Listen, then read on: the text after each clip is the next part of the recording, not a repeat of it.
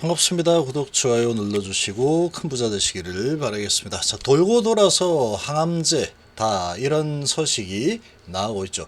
248조 초거대 시장이 이 항암 시장이죠. 자, 이 항암제 시장은 시간이 가면 갈수록 사회는 초고령화 사회로 지금 진입을 하고 있기 때문에 암 환자들이 계속해서 더 급격하게 늘어날 수밖에 없는 상황입니다. 환경도 점점 별로 좋지 않아지고 있죠. 환경도 좀 나빠지고 있고 식습관도 그렇고 고령화 사회가 아주 빠르게 진행이 되고 있기 때문에 이 항암제 시장은 아주 가파르게 성장이 일어날 수밖에 없습니다. 자, 울트라 글로벌 항암 기업을 향해서 매진 중인 HF이다. 정확한 표현이죠. 정확한 표현입니다. 자, 대한민국에서 정말로 지금 표적 항암제 기업이다라고 하기에는 조금 결이 다르게 다가가고 있죠. 간암 부분에서 면역 항암제 조합으로 지금 진행이 되고 있기 때문에 면역 항암제의 병용은 지금 전 세계가 가장 주목을 하고 있는 가장 핫한 분야이다 이렇게 보시면 되죠. 그 부분에서 그것도 지금 간암 부분은 항암제가 이제 3개밖에 없죠. 이렇게 2022년 정말 오랜 시간이 흘렀지만 딱 3개밖에 없는 이 항암 시장에 이제 진출을 앞두고 있는 상황입니다. 자, 돌고 돌아서 항암제다.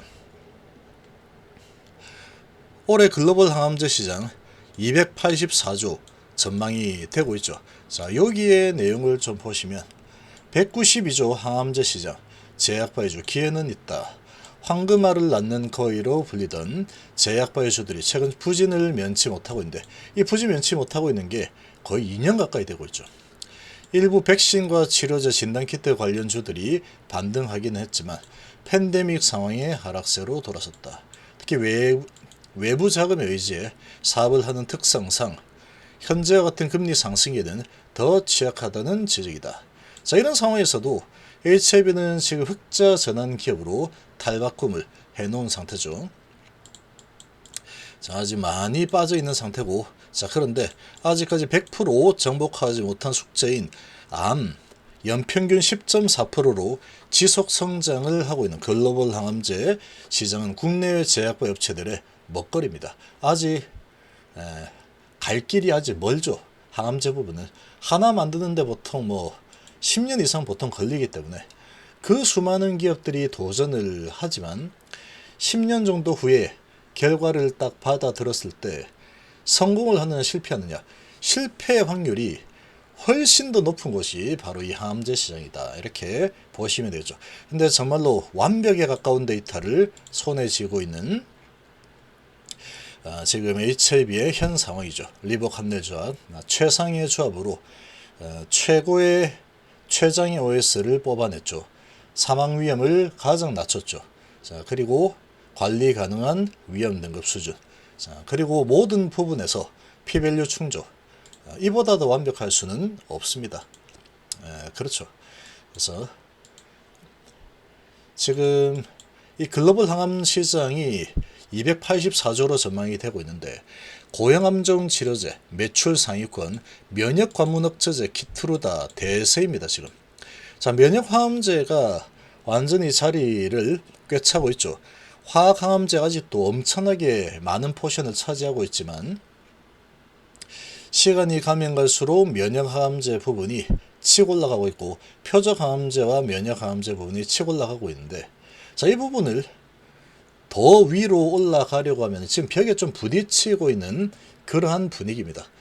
면역 항암제 혼자서는 적응증이 좀 약한 부분들이 많기 때문에 그래서 지금 이 병용으로 진행하는 게 그 유행처럼 되고 있죠. 유행이 일어나는 것은 그게 가장 좋기 때문에 그런 유행이 일어나는 겁니다. 지금 코로나와 백신 개발 열풍으로 잠시 우선순위에서 밀렸던 항암제에 다시 관심이 쏠리고 있죠. 이제 이런 부분은 약간 좀 잦아들고 있죠. 한국 아이큐비아는 최근에 온콜로지 시장 종합분석 보고서를 통해서 항암제 시장의 성장세를 정했습니다. 자, 한국 아이큐비아 온콜로지 시장 종합분석 보고서.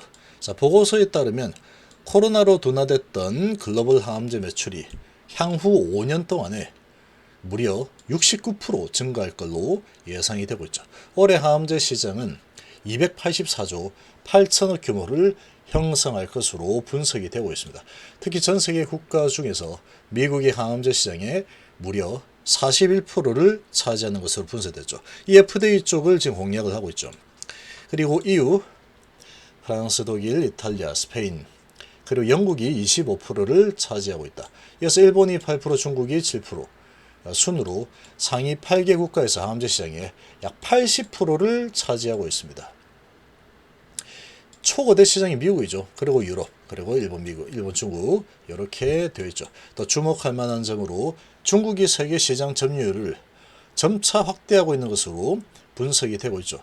2017년도 기준 중국 6%, 일본이 10%였는데 고형암의 항암제 시장을 주도하는 것으로 고형암이 항암제 시장 주도하는 것으로 분석이 되었고, 항암제 매출이 가장 높은 암종은 폐암, 이어서 유방암, 전립선암 순으로 고형암종이 상위를 차지했고, 이어서 백혈병, 다발성 골수종, 비호지킨 림프종, 신장암, 흑색종, 위암 순으로 나타나고 있습니다. 특히 항암제 중에서 면역 과문 억제제가 전체 시장의 3분의 1을 차지하는 것으로 분석이 되었죠. 자, 이게 이제 상당히 빠르게 올라왔습니다. 2020년부터 2021년까지 항암제 매출 중에서 PD1, PD-L은 면역 항암제죠. 350억 달러 규모를 형성을 한 것으로 집계가 되었고, 성장률은 21%, 글로벌 항암제 시장 성장 기여도는 34%로 나타났습니다. 면역 항암제가 정말로 빠르게 시장을 장악을 해가고 있죠. 아울러서 PD1, PD-L은 미국 매출이 49%로 절반가량을 차지를 하고 있습니다. 단백질 인산화 효소 억제제가 280억 달러 규모의 매출로 집계가 되었고, HL2, MAB 120억 달러, 항안드로겐이 9억 달러 순으로 나타났죠. 키트루다 옵디보가 뭐 엄청나죠. 자, 그리고 티센트릭이 11% 정도 되고, 그리고 이제 나머지인데, 이제 이 캄넬리주막과 리보 조합이 이제 진입을 하기 시작을 할 겁니다. 빠르면 내년 정도부터 시장에 진입을 하게 되겠죠. 자, 엄청난 가격 경쟁력을 바탕으로 해서 아주 강력한 침투가 일어날 걸로 예상이 되고 있습니다. 바이든 케어의 인플레이션 감축법에 쌓인 그리고 캔서 문샷, 이런 부분을 종합해 봤을 때 미국이 가장 원하는 그런 모범 답안 같은 이 면역 항암 조합이 리보캄넬 조합이다, 이렇게 보시면 되겠죠. 자, 면역 과문 억제제 제품 중에는 키트루다가 2021년 기준 전체 매출 중에 54%를 차지를 하고 있는데, 이 키트루다가 정말 어마어마하죠. 이 키트루다가 실패한 게 간암입니다. 그러니까 지금 이 키트루다가 장악을 하고 있지만, 시간이 좀 많이 지나게 되면 이 아시아권에 있는 이 HLB와 항서제약 조합이 상당히 강력하게 뻗어나갈 가능성이 치고 들어갈 가능성이, 여기에서 치고 들어갈 가능성이 상당히 높은 상황이다. 뭐 그렇게 예상을 해볼 수가 있겠죠. 2016년 기준 키트루다 점유율 23%에서 2배 이상 성장했고, 옵디보가 75%에서 약 3배가량 감소했다. 자, 여기 이제 얘가 좋으니까 얘를 제끼고 얘가 올라오고 있죠. 원래는 옵디보가 가장 뭐 최고였는데, 이제 리보캄넬이 가격 경쟁력과 세계 최저가스 뭐 이런 부분이 일단 검증이 되었기 때문에, 이런 부분으로 치고 들어가게 되면은 정말로 기대가 되죠. 이 시장에 아주 강력한 경쟁자가 될 겁니다. 키트루다, 옵디보, 티센트릭, 그리고 캄넬리주맙, 이렇게 되죠. 근데 이 캄넬주맙은 혼자서는 못합니다. 혼자서는 리보캄넬로 되겠죠. 리보캄넬. 얘를 대적할 수 있는 것은 캄넬리주맙이 아니고 그냥 리보캄넬이다, 이렇게 보시면 되죠. 그러니까 이 HLB는 지금 표적항암제 시장, 이 표적항암제 기업인가 면역항암제 기업인가, 뭐 이렇게도 볼 수 있는 상황이다 라고 볼 수 있는 거죠. 그만큼 폭발적인 성장이 가능한 상황, 이렇게 보시면 되죠. 항암제 매출은 질병 발병률 및 사망률과 일치하지는 않는다. 잠재적인 미충족 수요에 주목해야 한다. 이 미충족 수요가 정말로 큰 부분이 또 이 가난 부분이죠. 면역 과문 억제제들이 특허 중기에 들어선만큼 바이오시밀러 같은 저가 제품이 항암제 시장에 큰 변화를 가져올 수 있다. 라면서 향후 바이오마크 기반의 정밀한 항암제와 항체 약물 접합 JDC의 높은 성장이 전망된다라고 덧붙였는데, 자, 이게 이제 시간이 상당히 오래 걸릴 텐데, 어쨌건 지금 보시면 이 바이오시밀러 같은 저가 제품이 큰 변화를 가져올 것이다 라고 하고 있죠.